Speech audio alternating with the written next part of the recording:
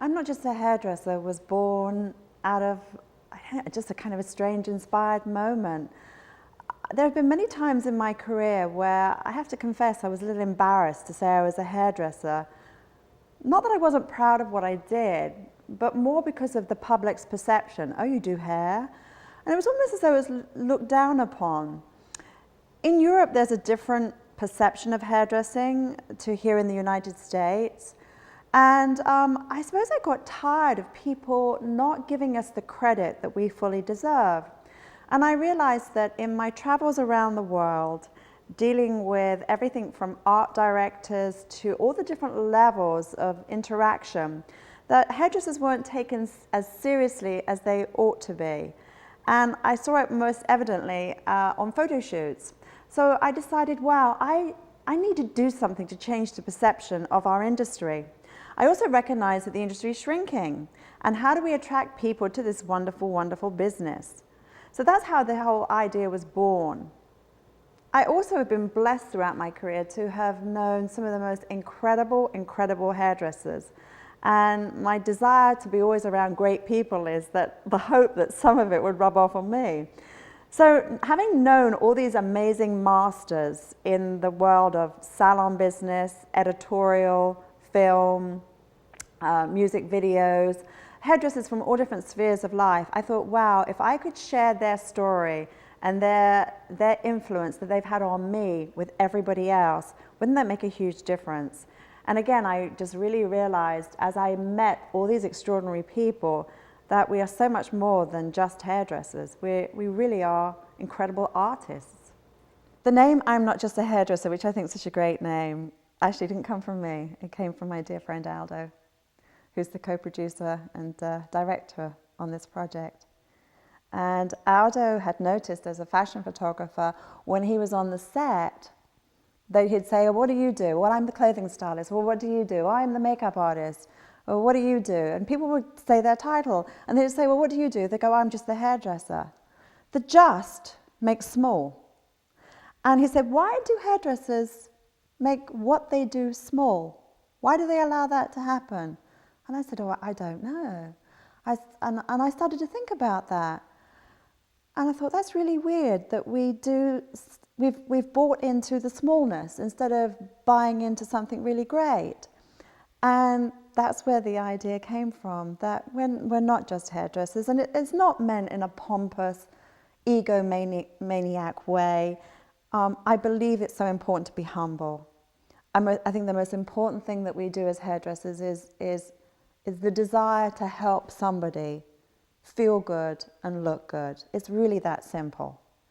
And whether you're working on a politician, whether you're working on a celebrity, a mum, a housewife, every single person is important.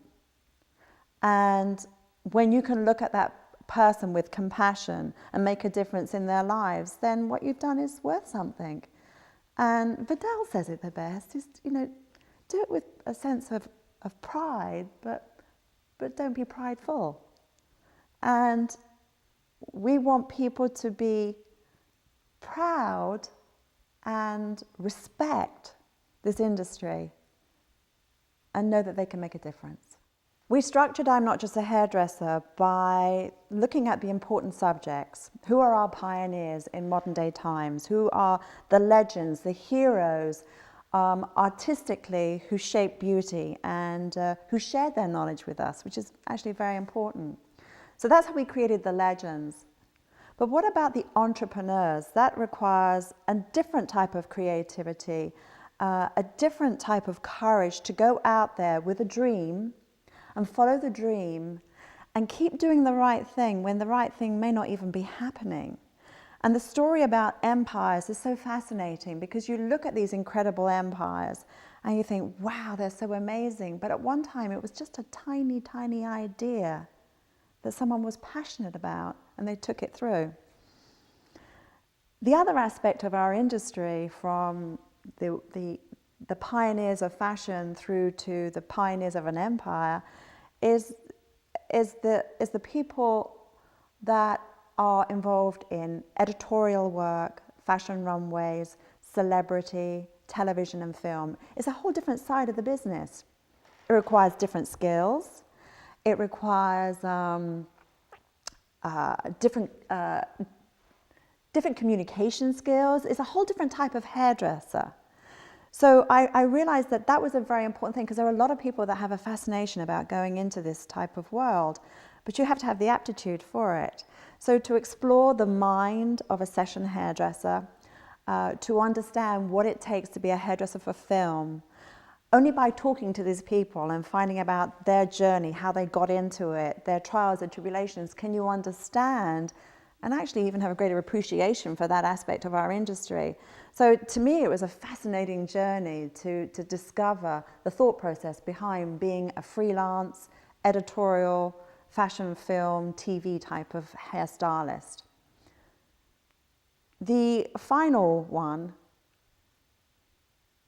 looking at the heart of our industry, is obviously looking at the salon business. What feeds the salon business? Great schools, great shows and seminars. There are hairdressers that sacrifice a lot on their private side of their life to go around the world educating and giving knowledge to other hairdressers, who will then take that knowledge and inspire their clients. So it's sort of a chain reaction from the schools, the shows, the seminars into the salon realm. That requires a whole different set of hairdressing and communication skills to that of working with a client in the salon. When I look at the legends, glamour and glitz, the empires that have been built, and changing people's lives one day at a time through the core of our industry, the salon, they all require different hairdressing skills, different communication skills, different aptitudes, but they're all under this wonderful umbrella. And as you listen to these extraordinary people who have been so honest, you realize, wow, we are so much more than hairdressers. We change people's lives. And that's awesome. I hope that when hairdressers and even the consumer watch this documentary, they'll have a higher regard for the craft. I think it takes incredible skill to see beauty in a person and to shape and sculpt in a mindful, tender way, and hopefully make somebody feel as good as they possibly can be on the inside and make them look as good as they can be on the outside. So I hope that by watching this documentary, there'll be a higher regard and respect. Also, hairdressers get burnt out. Just like anybody else in any other business, it's a highly demanding industry, dealing with the public. It's physically demanding, spiritually demanding, emotionally demanding. And there is such a thing as burnout.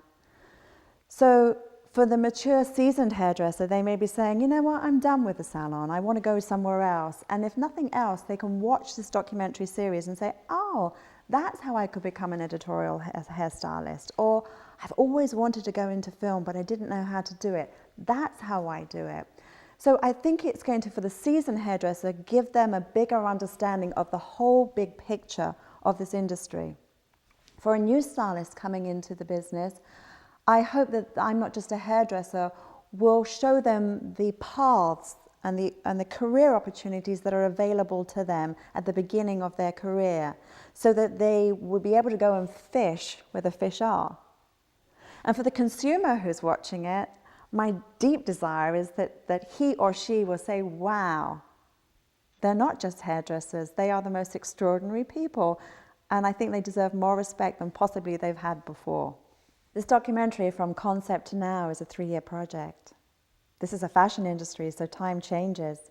So we had to go back and revisit every interview and make sure it was timeless, powerful, still relevant, and update. For example, only a year ago, Trevor Sorbet was honoured by the Queen of England, the first hairdresser ever to receive an OBE, which is the Order of the British Empire. I can't imagine President Bush giving a title to a hairdresser. But anyway, it was just awesome that that happened during that period of time.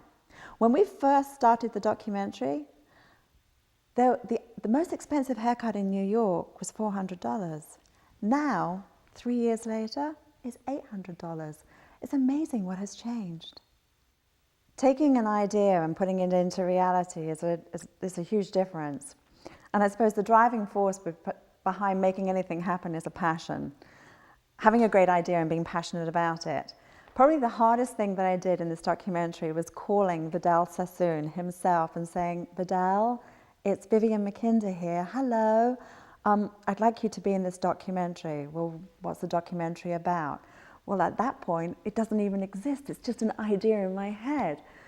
So I had to have a clear idea and vision, and nothing like this happens alone. And I was blessed to have my dear friend and my co-producer and director work with me, whose name is Aldo Belcoir. And Aldo, being a fashion photographer and a film editor and a journalist, helped me construct the interview, helped me look at things from a journalistic standpoint. And he also gave me the confidence and the courage to go out there and ask these people and to believe in my project when I was having a bit of a wobbly moment. But the hardest thing in this was actually calling each artist and saying, would you please be in this?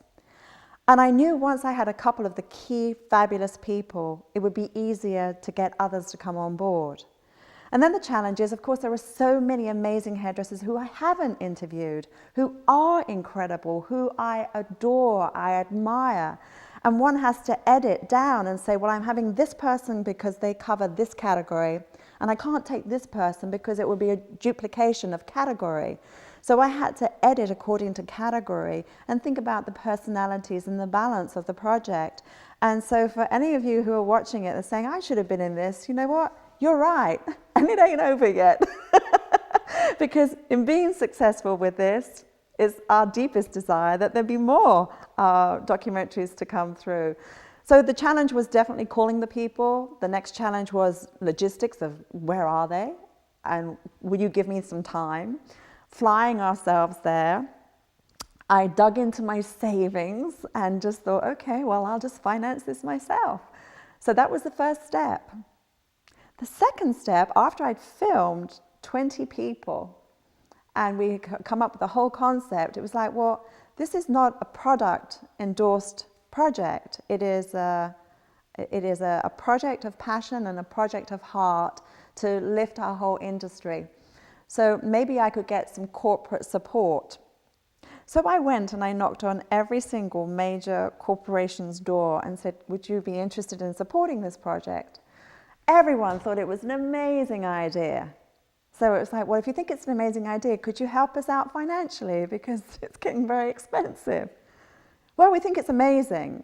Could you give us some money, please? Well, we think it's amazing. And then, long story short, we didn't get any money. So we struggled, but it was okay. The project sat on the shelf for a little while. And then I said, you know what, let's just get this thing going. I'm going to do it regardless. My motivation for doing this was not financial. My motivation was caring about the craft and caring about making a difference in people's lives. I know what it's like to feel burnt out. I know what it's like to be in the pit. And I know what it's like to be powerful. And on the outside looking in, you could look at all these incredible people and say they've got an easy life. But they've worked very, very hard and they've struggled to get to where they are. And when you hear the story about these people, I think it gives you the courage to go out there and try yourself, just like I did. So that was the thing that was very interesting for me. I'm Not Just a Hairdresser is a global project.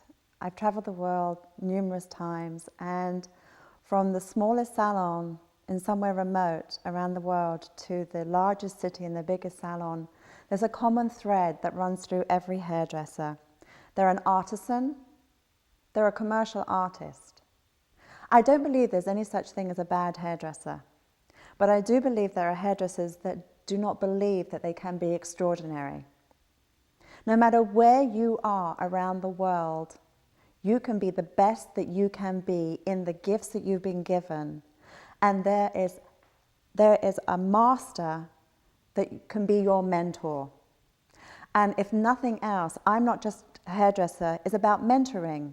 All of these people on this documentary are my mentors. I look up to them for inspiration, for guidance, for direction, for hope. And I think that's what we have to connect to, the hope, the inspiration, and say to ourselves, well, if they did it, I can do it too. And this is the step that they took, so if I follow in their footprints, I can do my own version. So no matter where you are, there's a season for everything in your life and in your career. You may have had a season of just quietness, but now someone's going to say something that will inspire you to say, I can do it too. And that's what I'm Not Just a Hairdresser is about. I can do it. I've had the privilege recently of going to some cosmetology schools and presenting. And one of the first questions I ask when I go there is, hands up any of you who met resistance from your loved ones regarding coming to study hairdressing. And I would say most of the time, about 50 to 75% of the hands go up saying, yes, mum, dad wasn't happy about me becoming a hairdresser. And I was at this place where it was a scholarship that was being given away, and these soon-to-be hairdressers were applying for this scholarship, and it was a presentation, and the parents were all there. So we showed a clip of I'm Not Just a Hairdresser at this presentation. When it was all over, we gave the award away. A gentleman came up to me, a very big, distinguished gentleman came up to me, and he said to me, with tears in his eyes, he said, thank you. He said, you've made such a difference. And I said, why is that? He said, well, I refused to let my daughter come to hairdressing school. He said, I insisted that she go and have a college education. He said, she did that. And he said, and now, he said, she's taken her college education and she's done very well. She still wants to become a hairdresser. He said, so I had no choice. She'd finished her education. I had to allow her to come to school. He said, I wasn't happy about it.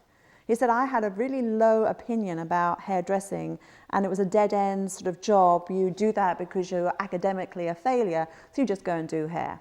He said, but wow, tonight, seeing this clip of I'm Not Just a Hairdresser, he said, you've totally changed my mind. I know, I'm so proud that my daughter's going to be a hairdresser. And he said, and I can see that's where her passion is. He said, and I'm allowing her to follow her passion. He said, and I know she's going to be successful. He said, thanks for changing my mind. Great story.